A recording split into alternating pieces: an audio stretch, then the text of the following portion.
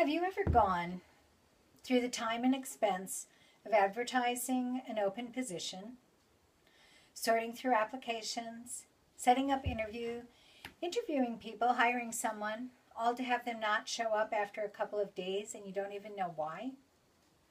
My name is Sue Brandt and I work for Yamhill County. I'm an employment specialist and I help my clients find good job matches and employers find qualified candidates. I would like to talk to you for a few minutes about supported employment and your employment needs. Supported employment is at no cost to employers. We work in partnership with vocational rehabilitation to help people who have barriers to employment find competitive jobs in the community. Sometimes their barriers are simple, like they don't have reliable transportation or the right work clothes. Other times their barriers are more significant. They don't have material support in home or emotional support in their home to help them through the stress and the nervousness of the first days at work. I'm seeking to find good job matches for my employees and for the employer. If a person finds a job that works for their parameters, their sleep schedule, their transportation, their likes and dislikes, they have a much higher chance of being successful in maintaining employment rather just grabbing any job because they think they should be working. I'm also looking to form long-term relationships with employers, people who know what type of supported employment has, and we can both put them to the best use for the people they hire. Employees who apply and interview for jobs want to work. When they don't show up after a job that they seemed they were interested in, sometimes it could be somebody I was working with.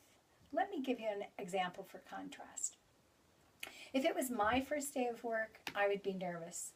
I'd go out to my car, which had 4 good tires and starts reliably, head out down the road. If I ran out of gas, I'd pull out my cell phone, which has unlimited minutes. I'd call my spouse. They would have $5 to put gas in a can of gas. They'd come get me, and I'd take off for work, and maybe I'd have a funny story. People I work with may be at a much thinner edge than that. Organizing their life just to get out the door to working with childcare, maybe they're on their own, trying to arrange everything on their own, being nervous, not having anyone to talk to about who could encourage them that, yes, they can do it.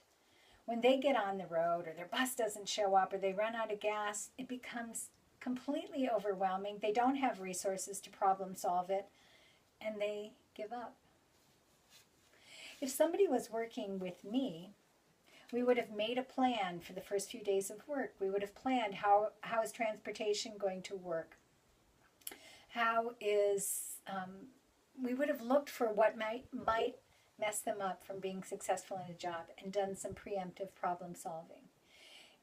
If it was their first day of work and they ran out of gas, they would call me up because that would be part of our plan.